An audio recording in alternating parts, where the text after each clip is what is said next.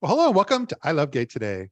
And for those of you who were with us last month when we interviewed the folks with Out in the Ring, the documentary about LGBT life and pro wrestling, well, we have a treat for you because today we have with us Pollo Del Mar, who has got herself amazingly dressed up just for us. How are you?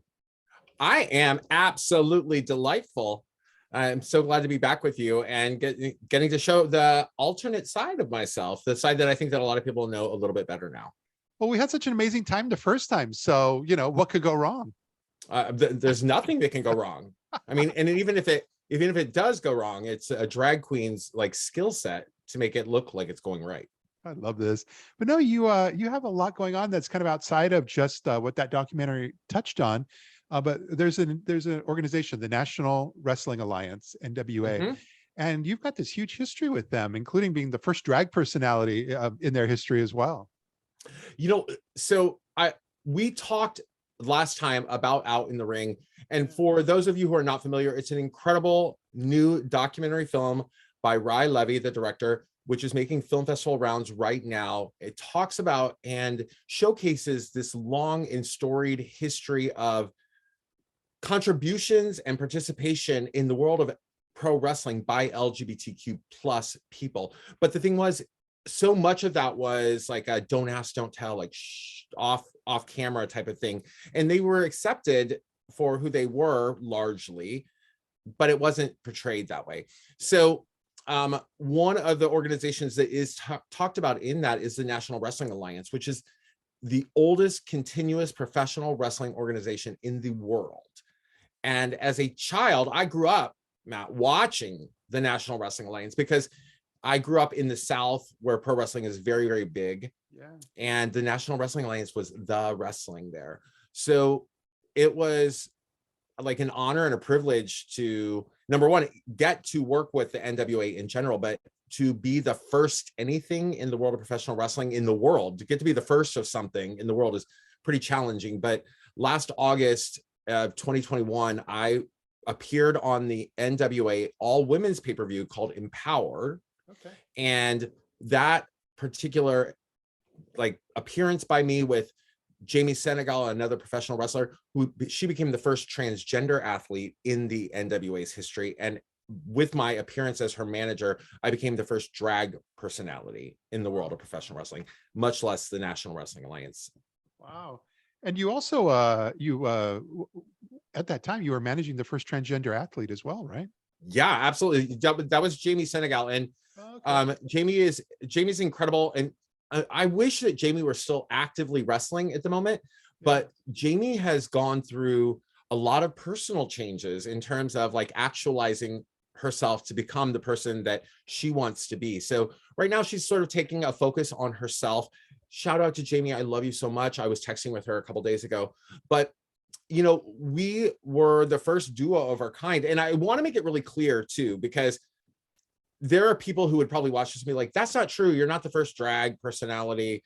What I mean by that is throughout history, Matt, there has been a huge, I don't want to say huge, but an ongoing presence of kind of like men who are male wrestlers in the world of professional wrestling doing little drag shticks, like, oh, they'll show up. There's a very famous one from the National Wrestling Alliance where a future NWA World Heavyweight Champion, Ronnie Garvin, showed up as Miss Atlanta Lively, and it was Ronnie Garvin in drag. When I say that I'm the first drag personality in the world of professional wrestling, what I mean by that is that it was my career. Like, I do this outside of, these occasional appearances, like cross-dressing on television. This is about illusion and about the height of costuming, and it's not done for comedic value to poke fun at a situation. Yeah. This is who I am. This is who I present on TV. And it is a first. There have been other people who've kind of blurred like gender boundaries and certainly played with the femininity or effeminate male character type. But as far as me, like, I'm the first of my kind. And I'm so glad to say that there's a lot of people who are actually starting to follow in those footsteps. Yeah, no, I think the world is coming to understand more and more, and as far as kind of the differences, the nuances of the world you're in, And there was something I saw recently on a TV show or movie where this woman brought her transgender friends to a drag show, and then she found out afterwards, she realized maybe the two were not the same, and that transgender people may not necessarily love just going to a drag show. Well, I think that everybody may love going to a drag show, Yeah, but I I think that the learning curve there is the same thing that I tell people quite often is like, this is a character I play. For the viewers of this show, they've had the opportunity to see me not as this character just a month ago with you. This is the character I play. This is not my identity, right? And there's a distinction for those who want that, like, each one teach one learning moment. This is, I've always lived by this. And a friend of mine, an acquaintance of mine many years ago, Cassandra Cass, who's a well-known transgender showgirl, said to me, drag is what we do, trans is who you are. Yeah. And so what that means to me, drag is what I do, it's not who I am. And whereas transgender or like gender identity would be somebody's, that's who they are. Yeah. And what I also want to make very clear is that because an individual may be trans does not mean they can't do drag, but it doesn't mean they're a drag queen. Yeah. So you can have any gender identity or gender expression and still do drag, because drag is really about transformation. Mm-hmm. So for me, this is a character that I played for a long time, 16 plus years. Wow. This is a character I now get to play in the world of professional wrestling. And I love that, because for me, it's the marriage of my passion for drag as well as my passion and love for professional wrestling. And to get to do it in the National Wrestling Alliance is pretty mind-blowing. They've been pretty conservative over the years. Yeah, well, for folks that that may not have watched this, or just not quite in the mindset, let's take a look at this little clip for a moment. The following non-title match is one fall with a 15-minute time limit. Coming at you live straight from the 865, Blount County, Tennessee. Joined by his lovely partner, Pollo Del Mar. This is Thrillbilly Silas. Thrillbilly Silas, he was so impressive in Knoxville. He's made his way here to the NWA Arena with what he says is the most beautiful woman he has ever seen in Pollo Del Mar. And you are with Thrillbilly, and you are both now, you are the most controversial couple in wrestling today.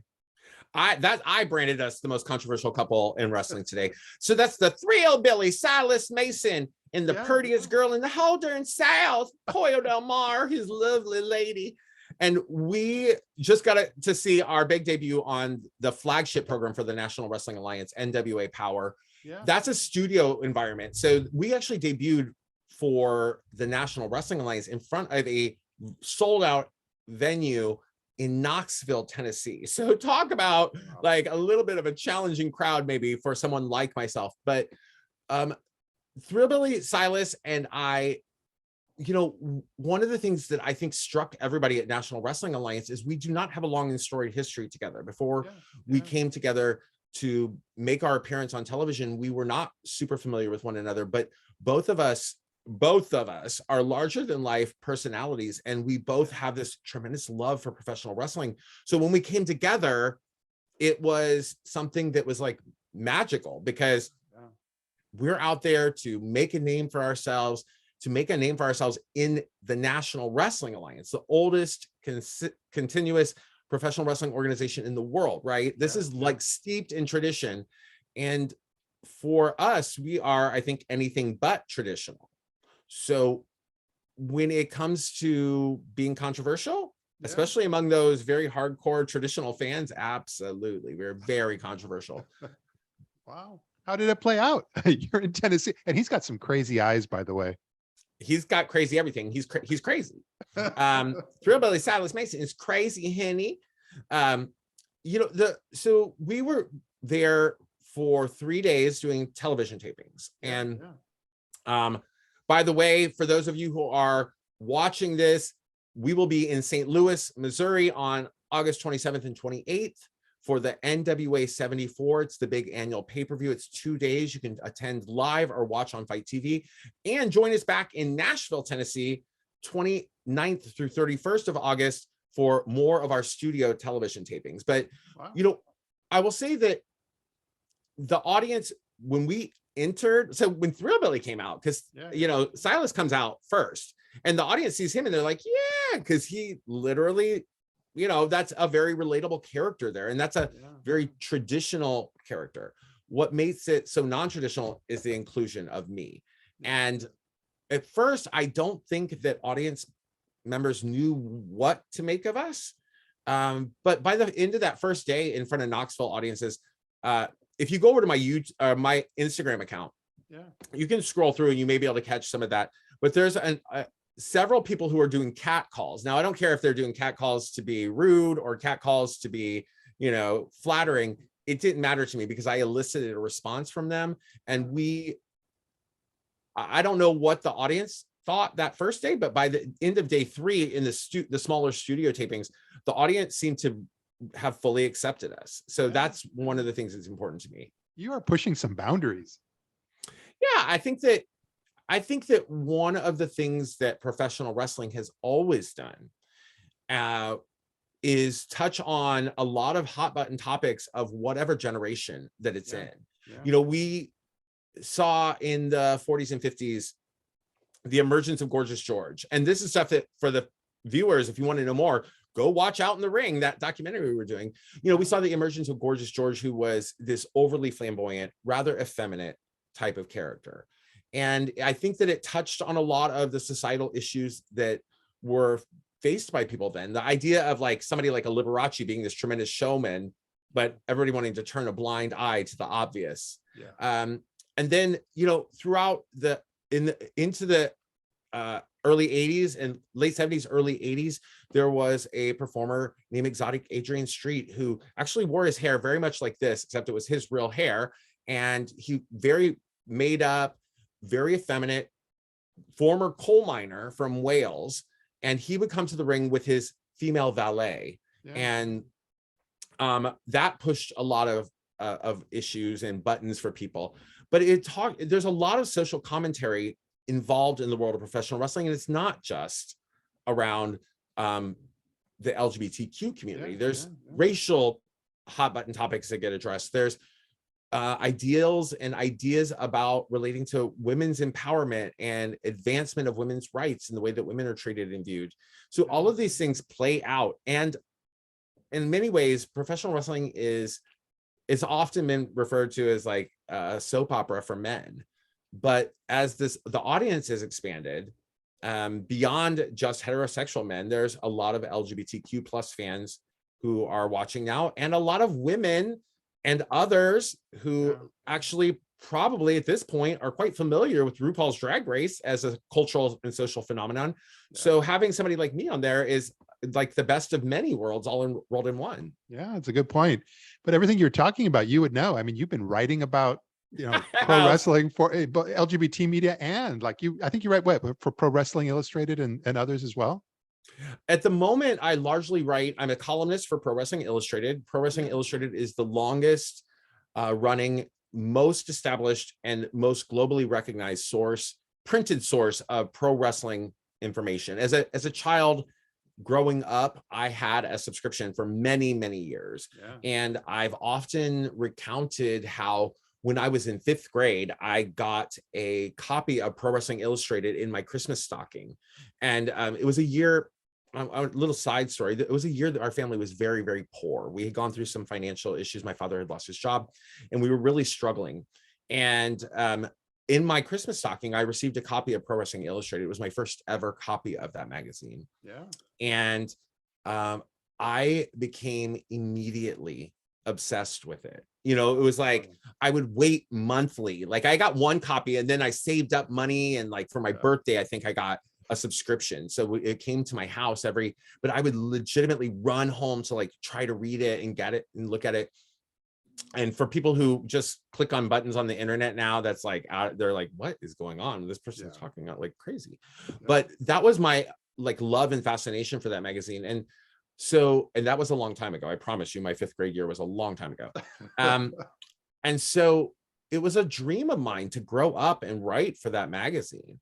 And so now, you know, I am a columnist, not just a contributor. I'm a columnist. So, And ironically, I got to replace the column that was my favorite column when I was growing up. So it's mind-blowing. But before joining Pro Wrestling Illustrated, I have written for countless professional wrestling websites, and I was a celebrity journalist for the Huffington Post for 7 years. And that's where I really started to delve into actively interviewing professional wrestlers or actively writing about the world of professional wrestling.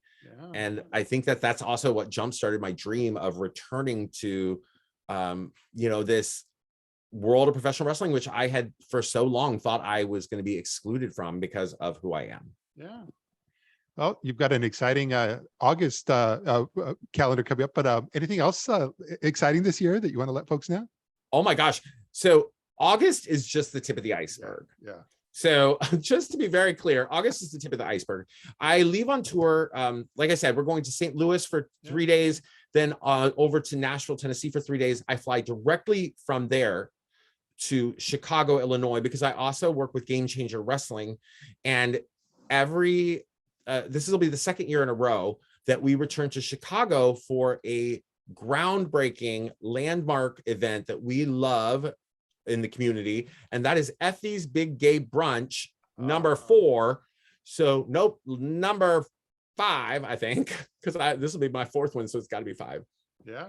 And this event is like, I'm so excited about it because Effys Big Gay Brunch is a presentation of the best LGBTQ plus professional wrestlers in the world, and it allows an environment for our fans from across the spectrum of identities and sexualities, races, genders, all of those things. All of our people who support and love what we do are given a safe space to come together in one location. So Sunday, September 4th, we are going to be in Chicago, Illinois for Effys Big Gay Brunch. I am the host of that event, and I'm going to tell you, I'm so excited because for these brunches, like, I'm not an in-ring competitor, Matt. So like, I just present the glamour and like do a little chat and whatever. Yeah. But the thing that I've hung my hat on is that for these events, I want to look iconic. I want every look for every show to be iconic so that people like in history, like in the future, will look back and be like, oh, that was Pollo Del Mar at Effys Big Gay Brunch 3 in Dallas. I dressed like a Dallas Cowboys cheerleader for Dallas earlier this year. Oh, that was Effys Big Gay Brunch 2 with Pollo Del Mar in Tampa, Florida. I can tell because she had the yellow hair. So I want like every look that I put together for Effys Big Gay Brunch, specifically because it's for our community. Yeah. And those who love us. So I always want to shine and be iconic. And I've got something brewing up for September 4th in Chicago that I think is going to fit the bill. Wow. I had no idea. I knew that Effys Big Gay Brunch was a big part of what you do, but I just, I thought it was more of a side thing. I did not know it was all tied in with wrestling as well. Oh no. Effys Big Gay Brunch is the biggest, gayest pro wrestling party of the year. Whether that's the biggest, gayest pro wrestling party of the summer, as we're about to do in September 4th in Chicago, or the biggest, gayest pro wrestling event and party of the spring, like we did, I think back in April in Dallas, Texas. So right now we're doing about 2 of these events a year. It started in 2020, October 2020 in Indianapolis. So it's a touring event, and Effys Big Gay Brunch will tour to different locations depending on Game Changer Wrestling, which is sort of like the umbrella under which we produce this event. And Game Changer Wrestling will often do these events called The Collective, which will be a large number of pro wrestling shows during the course of a weekend, built in conjunction or sort of piggybacking on kind of huge industry events like WrestleMania in Dallas, which we did earlier, or I think it's All Out that's coming up in September in Chicago. So we will often travel, and then this Big Gay Brunch is the final show of our weekend. And it happens 11 a.m. in the morning, which is kind of crappy for a drag queen like myself after an entire weekend of wrestling shows and partying with my friends and touring. So, but nevertheless, it is going to be back in Chicago, Illinois, and it's our first time returning to a venue too. So like traditionally we've done they kicked off in Indianapolis. Then I joined in Tampa for April 2021. Then we went to Chicago last fall, then Dallas. Now we're back to Chicago. So I will tell you, it's remarkable to be in an environment like that, because I will say that I've been very fortunate to work mostly with companies where I feel very embraced, very accepted. Yeah. But there is something entirely different as both a fan and a performer for an event like Effys Big Gay Brunch, where our community is celebrated and where our community takes the center stage. You know, like one of the things that Effy has said about Big Gay Brunch is that this is an opportunity for our fans, no matter what they identify as, to be comfortable and confident being entirely authentically themselves in a pro wrestling environment, which might not traditionally embrace that. Yeah. And it is an opportunity for the best and brightest LGBTQ plus pro wrestling talent in the world to showcase our skills, redefine and defy stereotypes, and prove that we're no longer content just being the side act. Honey, we are the main event. There is no doubt in my mind where your passion lies. I love it. Again, like I'm getting to live the best of all my worlds. Yeah. With an event like Effys Big Gay Brunch, September 4th in Chicago, like that. Oh, by the way, and viewers, if you can't be with us in Chicago, join us and watch it on Fight TV, Effys Big Gay Brunch. Or if you can't be with the National Wrestling Alliance in St. Louis or in Nashville, you can watch the St. Louis stuff on Fight TV, or just tune in to the NWA YouTube channel to watch all of the content that we filmed during our TV tapings. But with something like Big Gay Brunch, it combines like a lot of my passions, my love, an intense love for pro wrestling, my intense and, you know, storied career in drag comes to the forefront, as well as the LGBTQ plus community, because I've been actively involved in our community for all of my adult life. You know, like I legitimately, as soon as I came out, became hyper active within the LGBTQ queer community. And so for me, something like a Big Gay Brunch, which in its own right is kind of landmark, right? Like catering towards the queer wrestling fans with a almost entirely queer cast and team of professional wrestlers. Those things are like, that's also groundbreaking. And the fact that I'm able to be part of something like that, such a blessing. It's such a blessing. I love that. Well, there's going to come a time when you and I are going to connect in that real world. Maybe it'll be over a Big Gay Brunch here coming up soon. Not this one. I can't go to Chicago then. Like, I'm going to Pollo Del Mar, and I'll just be like, I'll grab you in a headlock. I'll be like, get in. I can take it. I can take it. Oh my God, I'll be gentle with you. Like the people that, you know, like I traditionally, I'm a gentle, delicate flower. I'm on the outside just cheering on the Thrillbilly up at the NWA. We're trying to get a new water heater from mama's trailer. That's all we're trying to do. But, you know, other places, I'm the manager of Champions, Pollo Del Mar, and she's rather fearless. Yeah. And so I'm jumping in the ring and I'm getting like beat downs and I'm beating people down. I lost my tooth over it. I got a cracked rib right now. But when I get you in that side headlock, put a headlock on your heart, Matt, I'll be a little more gentle. We're going to have a good time together. No, this is amazing. And I really appreciate the fact that you were able to take some moments of your time just to kind of not only share your story, but to show us who you really are. Well, I love it. I appreciate you giving me the opportunity to share my art, my love and passion for pro wrestling, the exciting events that are coming up in the future. And, you know, I don't know. I feel very, very grateful. I'm very blessed to have the opportunity to do what I love, to do it in front of an audience, to travel the country and the world doing it. And to, I think in some small way, I hope, make a difference for the people who come along after us, because the reality is that I could have been doing wrestling a long time ago.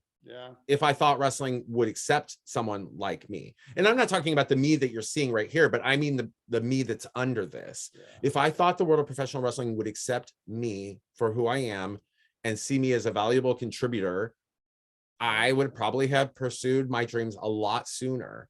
Yeah. So my optimism is that some kid who's like 10 years old or whatever and starting to realize that he, she, they are different is going to see something like Big Gay Brunch or me or Effy or any number of the incredible LGBTQ plus talent that I know personally and consider friends and say like, maybe I'll do that. That seems like a lot of fun. They seem like they're having a lot of fun and get to be authentic to who they are. And that's important. Yeah, no, well put. Well, thank you again for everything. And I look forward to seeing you soon. I appreciate you having me. Bye. Bye. And it feels good, so good, coming back.